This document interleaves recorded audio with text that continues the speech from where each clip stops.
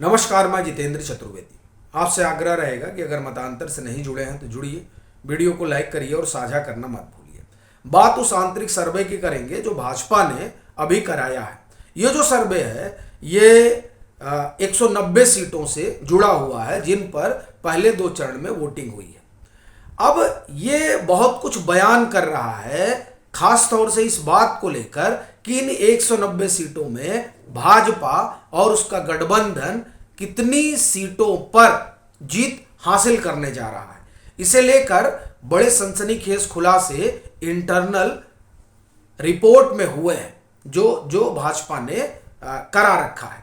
तो वो क्या है, इस पर हम लोग चर्चा करेंगे।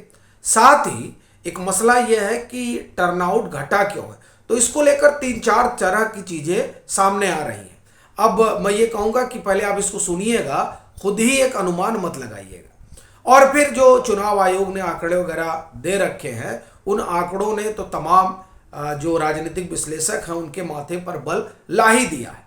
लेकिन आप देखिए कि यहाँ एक चीज ये लगती है कि दरअसल ये लोग दोहरा रवैया अपना रहे हैं, दोहरा व्यवहार कर रहे हैं। ये लोग यानी जिन लोगों के माथे पर सिकन आ गई है। ये इसलिए कह रहा हूं चूंकि पहले और दूसरे चरण के मत प्रतिशत के बाद जो 5-6 बजे तक चुनाव आयोग ने बता रखे थे, उससे यह अनुमान लगाया जा रहा था कि तकरीबन ये 65-66% के आसपास जाएगा। वही गया, लेकिन उसके बाद में भी इसे लेकर एक तरह से आप कहें कि माहौल बनाया जा रहा है, तूल दिया जा रहा है। वैसे ही जैसे ईवीएम को लेकर आसमान सिर पर उठाया गया था और फिर सुप्रीम कोर्ट में जब गए तो वहां औंधे मुंह गिर पड़े।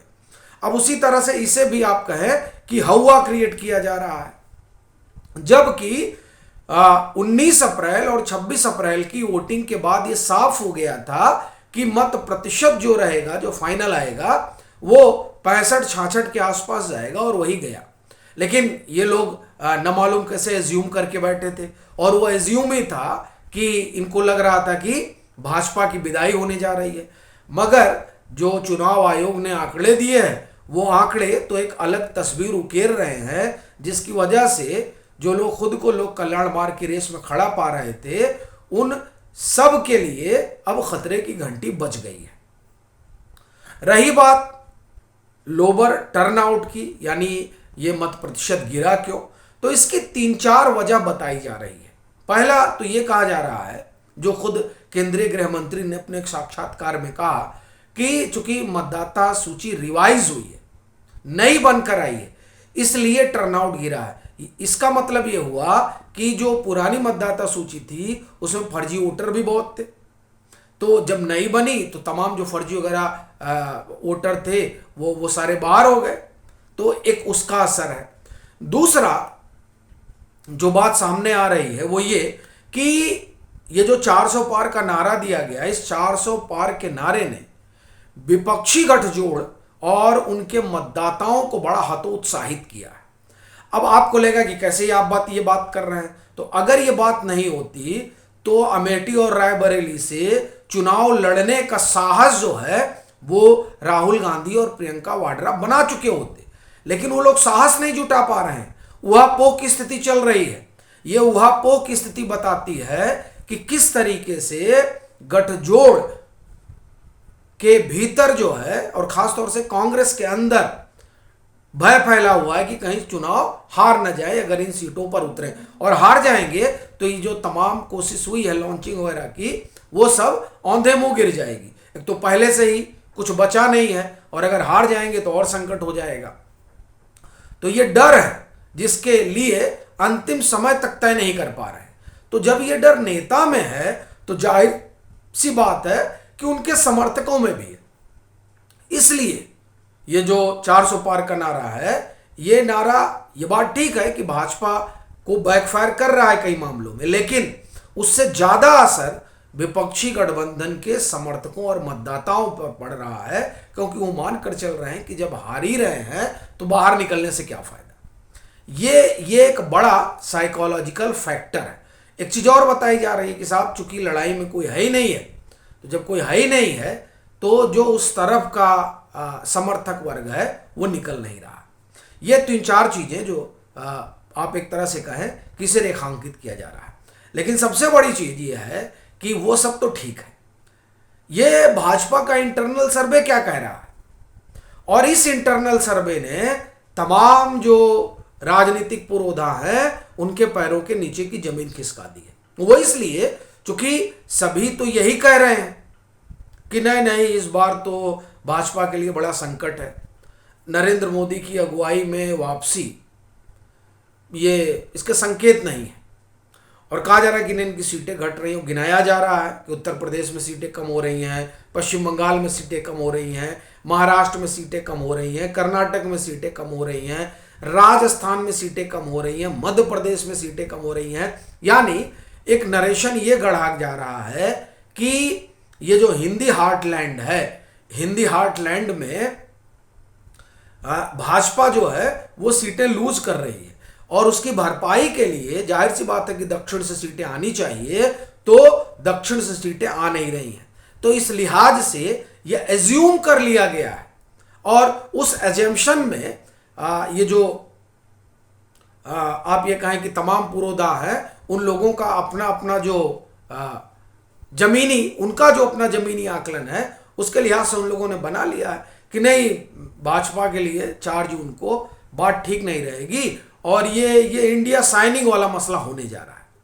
सवाल ये है कि क्या वाकई में ये होने जा रहा है, क्योंकि नरेंद्र मोदी हो या फिर अमित शाह हो, ये लोग बार बार कह रहे नहीं 400 पार जाएगा, तो जाहिर सी बात है अगर 400 पार की बात हो रही है तो पार्टी ग्राउंड पर इस बाबत जो है सूचना भी जुटा रही होगी कि हम पा रहे हैं कि नहीं पा रहे हैं।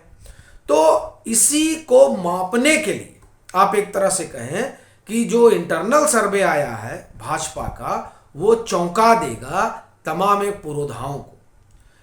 अब वो इंटरनल सर्वे ऐसा नहीं कि इंटरनल सर्वे मेरे कान में आकर बताया गया है, एक सवाल पूछा गया केंद्रीय गृह मंत्री अमित शाह से, और उस सवाल के जवाब में उन्होंने भाजपा के उस इंटरनल सर्वे का हवाला दिया, और उस इंटरनल सर्वे में उन्होंने बताया कि भाजपा और उसके सहयोगी 100 से ज्यादा सीटें ला रहे हैं पहले चरण में। यानी जो 190 सीटें, जिन 190 सीटों पर चुनाव हुआ, वहां इन लोगों का अपना मानना है कि 120 सीट तक ला सकता है एनडीए। ये स्थिति है। 100 से ज्यादा तो अमित शाह कह ही रहे हैं, अब 100 से ज्यादा वो कह रहे हैं, तो जाहिर सी बात है कि पहले 2 चरण में एनडीए ये मानकर चल रहा है कि वो बहुत आगे निकल चुका है। और देखिए ऐसा वो मान रहे हैं, इसके मानने की वजह ये मत प्रतिशत है जो दिखाई दे रहा है। 66 के आसपास जो वोटिंग हुई है पहले 2 चरण में, वो इस ओर संकेत तो दे रही है कि भाजपा जो है वो अपर हैंड कम से कम है। क्योंकि सरकार हटाने के लिए जब मतदान होता है तो लोग टूट कर बाहर निकलते हैं, टूट कर माने खूब ज्यादा। और इसका उदाहरण 2014 का चुनाव है। 2014 में 58% वोटिंग हुई थी, तो माफ करिए 2009 में, और जब सरकार को हटाना हुआ तो वोटिंग परसेंटेज जो है 9 से 10% बढ़ा था।